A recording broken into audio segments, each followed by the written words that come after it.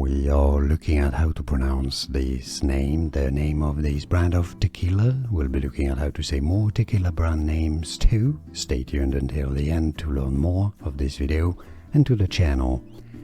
In Spanish, it's said as Espolon, Espolon, Espolon tequila with a stress on the last syllable, so in English, Espolon.